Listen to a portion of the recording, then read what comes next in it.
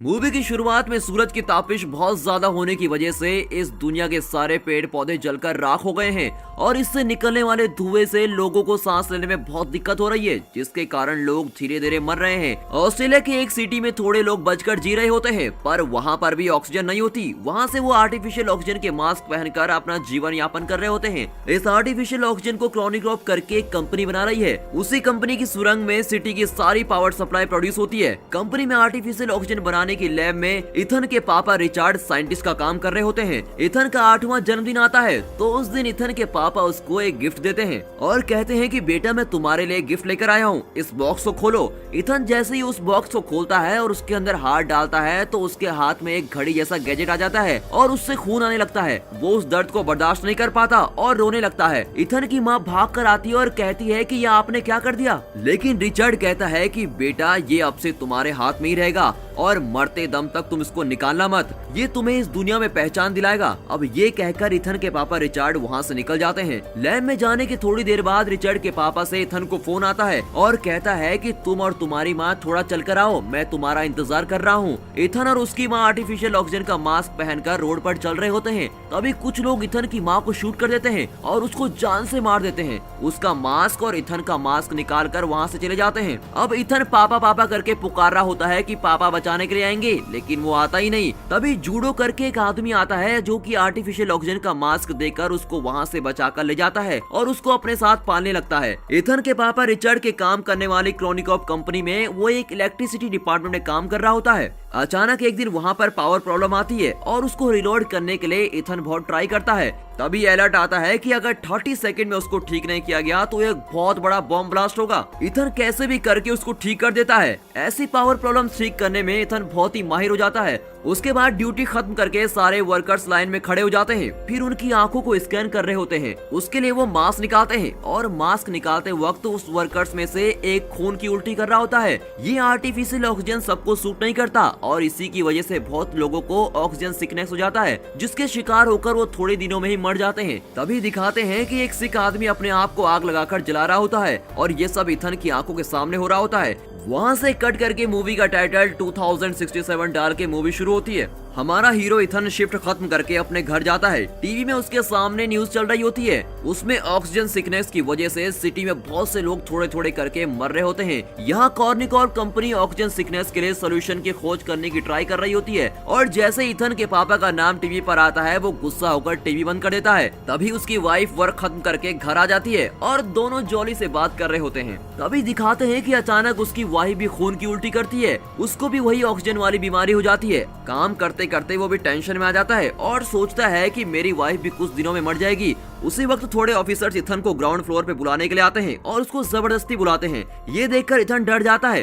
तभी वहाँ पर जूड आता है। जूड कहता है कि चलो चलते हैं, देखते हैं कि क्या करते हैं। वहाँ कॉर्निक्रॉप कंपनी की सीईओ रिजिना को मीट करते हैं। रिजिना कहती है कि हमारी सिटी की हालत दिन ब दिन खराब होती जा रही है, लोग धीरे धीरे करके खत्म हो रहे हैं। वो कहता है कि वो सब तो ठीक है, पर मुझे यहाँ पर क्यों बुलाया है और मैं कर भी क्या सकता हूँ। तब रेजिना कहती है कि तुम ही हम सबको बचा सकते हो। इथन को कुछ भी समझ नहीं आता कि ये ऐसा क्यों बोल रही है। रेजिना इथन को और उसके दोस्त जूड को लैब में लेके जाती है।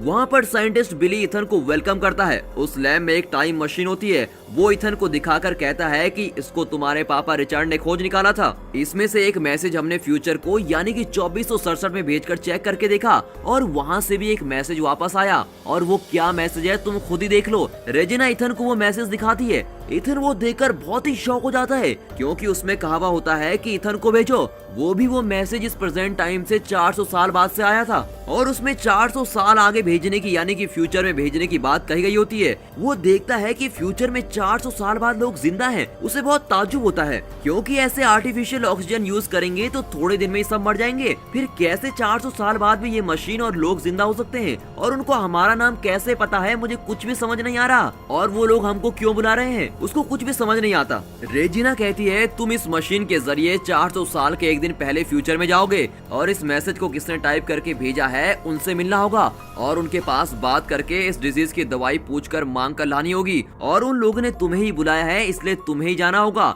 तुम्हें ही दवाई को ढूंढ कर लाना ही है। यहाँ पर मौजूद हजारों लोग अपनी मौत और जिंदगी के बीच लड़ रहे हैं। फिर बिली बोलता है कि इसमें एक प्रॉब्लम भी है, हम सिर्फ तुमको यहाँ से भेज सकते हैं पर वापस आने का रास्ता तुमको ही ढूंढना पड़ेगा। रेजिना कहती है कि फ्यूचर में भी ऐसे ही कुछ जरूर होगा जिससे तुम वापस आ सकोगे। और ये सुनकर इथन कहता है कि ये सब मुझे नहीं करना, मेरी वाइफ को ऑक्सीजन प्रॉब्लम है, मैं उसके साथ रहना चाहता हूँ क्योंकि उसके आखिरी के दिन बचे हैं, उसको छोड़कर मैं बिल्कुल भी नहीं जाऊंगा। और ये बोलकर इथन वहाँ से निकल जाता है। उसके बाद इथन और उसका दोस्त एक जगह बैठकर बात करते हैं। तब इथन अपने दोस्त के पास कहता है कि मेरे पापा रिचर्ड की तरह मैं अपनी वाइफ को कभी भी अकेले नहीं छोड़ने वाला हूँ, इस वक्त मैं उसको अकेला छोड़कर तो कतई नहीं जाऊंगा। तभी जूड कहता है तुम दूसरों के लिए दवाई लेने नहीं जा रहे हो, तुम अपनी वाइफ के लिए भी दवाई लेने जाओगे वहाँ। और फिर उसका मन बदल जाता है। इथन घर जाकर जो कुछ हुआ वो सब बातें अपनी वाइफ को बता रहा होता है। वो सुनकर उसकी वाइफ कहती है कि तुम कैसे इतने सेल्फिश हो सकते हो, तुमने देखा था पिछले साल मेरी क्लास में 20 बच्चे पढ़ रहे थे पर अब सिर्फ क्लास में 12 ही बचे हैं, ऐसे ऑक्सीजन की कमी से मरने से बेहतर है तुम वहाँ जाकर दवाई लेकर आ जाओ, तभी सब खुश रह पाएंगे। ये सब तुम करोगे तो मुझे बहुत गर्व होगा, तुम जरूर मेरे लिए दवाई लेकर वापस आओगे, मुझे तुम पर बहुत भरोसा है और तुमको जाना ही होगा।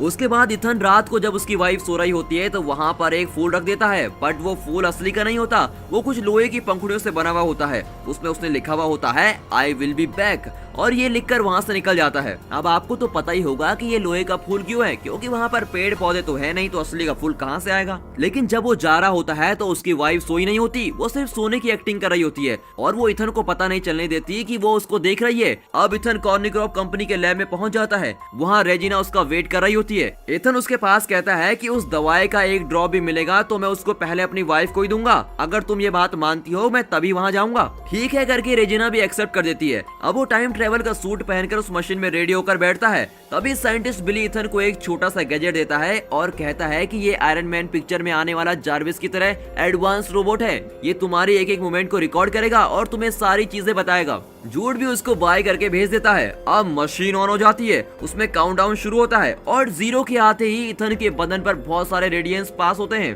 और बहुत ही स्पीड से टाइम ट्रेवल करके फ्यूचर में जाकर वहाँ एक जंगल में लैंड होता है। लैंड होते वक्त बेहोश होकर गिर जाता है, आंखें खोलकर देखता है तो उसका सूट जल रहा होता है। वो उसको गौर करता है, वो उठकर उसको बुझाने की कोशिश करता है पर वो आग और जल रही होती है, तो वो उस सूट को निकाल कर फेंक देता है। अब वो सूट उसकी आंखों के सामने ही जलकर विस्फोट हो जाता है। तभी वो एक चीज पर गौर करता है, उसके चारों तरफ सारे हरे भरे पेड़ हैं। ये देखकर वो बहुत ही खुश हो जाता है और ताज्जुब भी होता है क्योंकि पहली बार उसने इतने सारे पेड़ पौधे, इतनी नेचुरल ऑक्सीजन देखी होती है और उसका खुशी का ठिकाना नहीं रहता। अब वो हर चीज को छूकर मजे ले रहा होता है।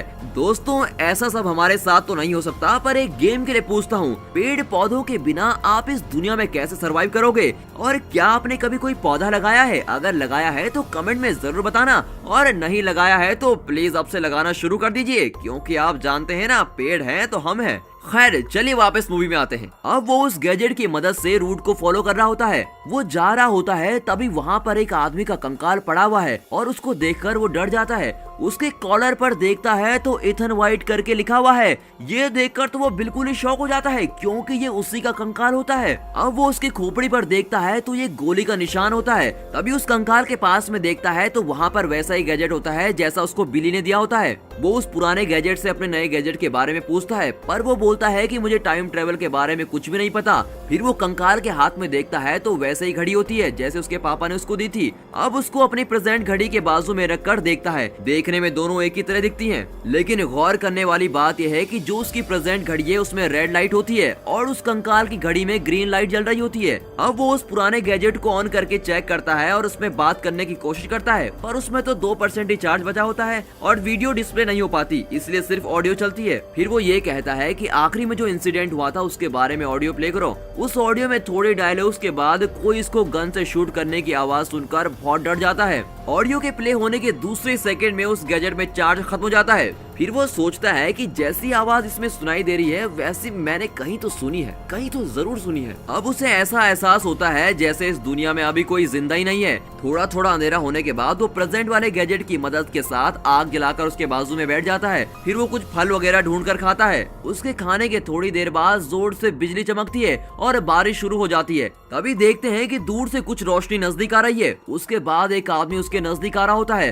उसको देखकर ये सोचता है कि कहीं ये वही आदमी तो नहीं जिसने मुझे मारा था, और वो डर कर भागने की कोशिश करता है, पर वो बेहोश होकर गिर जाता है क्योंकि उस फल में जहर होता है। आया हुआ आदमी उसके हार्ट पे एक इंजेक्शन लगाता है। थोड़ी देर बाद आंख खुलने पर उस आदमी के नजदीक आने पर ही पता चलता है कि वो उसका दोस्त जूड है। तब जूड कहता है कि तुमने वो जहरीला फल खाया, इसलिए मैं तुमको बचाने के लिए यहाँ आ गया हूँ। तुम अपनी जान के लिए लड़ रहे थे, जिसको हमने गैजेट के जरिए देख लिया था। तुम्हें बचाने और तुम्हारा साथ देने के लिए मैं भी आ गया हूँ।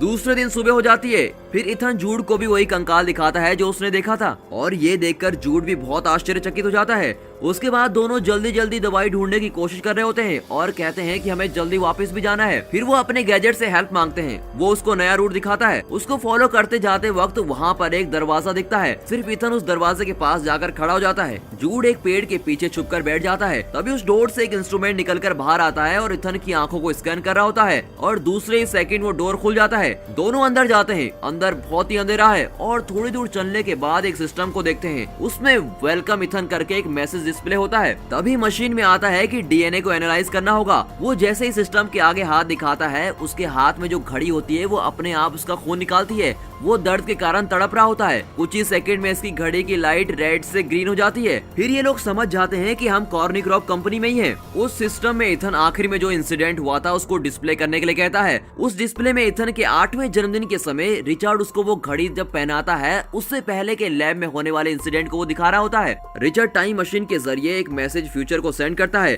तभी रिप्ले आता है कि सेंड इथन व्हाइट। ये देखकर रिचर्ड बहुत ही शॉक हो जाता है। सिर्फ वो ही नहीं, रेजिना और बिली दोनों भी शॉक हो जाते हैं। रेजिना पूछती है कि उन लोगों को तुम्हारे बेटे का नाम कैसे पता। रिचर्ड कहता है कि वही तो मुझे समझ नहीं आ रहा। रेजिना पूछती है कि वो लोग हमें सिर्फ मैसेज क्यों भेज रहे हैं, वो लोग यहाँ आकर हमसे बात भी तो कर सकते हैं। तभी उसके जवाब में बिली कहता है कि पावर फेलियर हो रहा है, और अगर पावर प्रॉब्लम ना हो तो उस तरफ से इस तरफ कोई भी आ सकता है।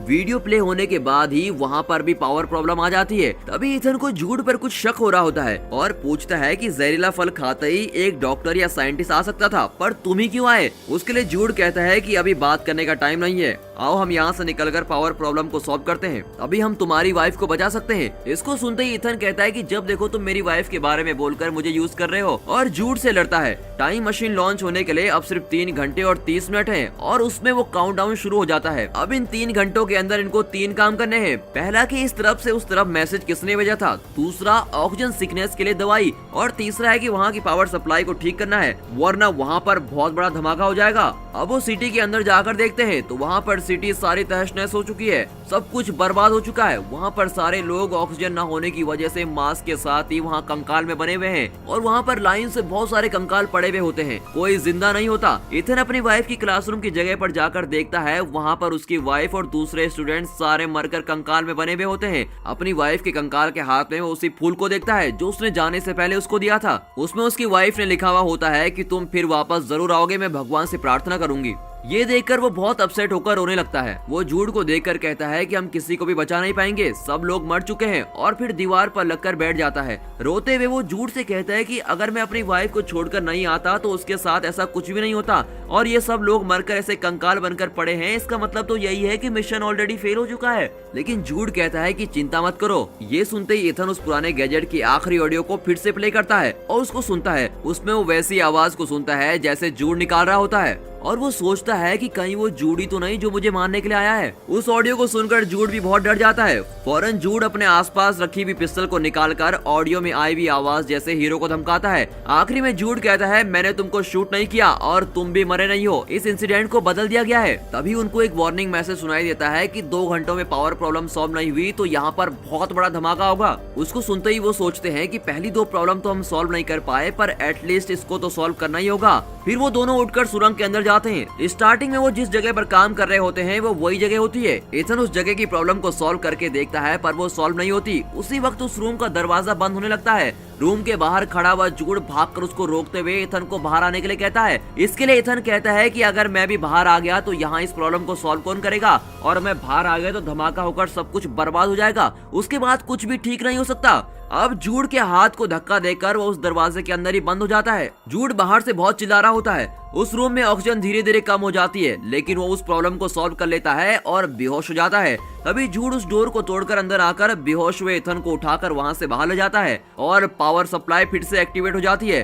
अब उन्होंने तीसरा काम तो यहाँ पर पूरा कर लिया, जो था पावर सप्लाई ठीक करने का। अब इथन यहाँ की सारी चीजों को जानने की कोशिश करता है, पर जूड उसको कुछ भी जानने नहीं देता, इसलिए जूड और उसकी लड़ाई हो जाती है। तभी इथन को एक आइडिया आता है, अपने नए गैजेट की बैटरी को निकालकर वो पुराने गैजेट में डाल देता है और उसमें वीडियो प्ले करता है। इसी बीच इथन जूड को एक रूम में धकेलकर उसको बंद कर देता है। आखिर में उसके पापा रिचर्ड के साथ क्या हुआ ये जानने के लिए वो वीडियो प्ले करता है। उसमें दिखाते हैं कि रिचर्ड इथन के पास बात करता है, इथन तुम्हारा डीएनए होगा तो ये मशीन एक्टिवेट होगी। ये मशीन बुरे लोगों के हाथ में नहीं आनी चाहिए। ये मशीन अगर बुरे लोगों के हाथ में आ गई तो लोग इसका गलत उपयोग करेंगे, तुम्हें ही सबको बचाना पड़ेगा। तभी वही वाला सीन आता है जब वो कह रहा होता है कि तुम और तुम्हारी मम्मी चलकर आओ, मैं तुम्हारा इंतजार कर रहा हूँ, और फोन कट कर देता है। तभी रेजिना और जूड को दिखाते हैं। रेजिना कहती है कि इन सारे लोगों को बर्बाद होने दो, अगर मर गए तो दुनिया अपने आप ठीक हो जाएगी और फिर से पेड़ पौधे उग जाएंगे और ऑक्सीजन बनने लगेगी। अब क्योंकि रेजिना चाहती है कि वही फ्यूचर में जाए और सिर्फ वही बच पाए, रिचर्ड कहता है कि मेरे बेटे का डीएनए रहेगा तो ये मशीन एक्टिवेट हो पाएगी। रेजिना बिली के पास कहती है तुमको ये मशीन ऑपरेट करने आती है? वो कहता है कि हाँ पता है, और जैसे ही वो कहता है उसके अगले सेकंड वो बिना कुछ सोचे समझे झट से रिचार्ड को शूट कर देती है और वो वहीं पर मर जाता है। रिचार्ड के मरने की वजह से ही वो उस दिन अपनी वाइफ और बच्चे को बचाने के लिए नहीं जा पाता,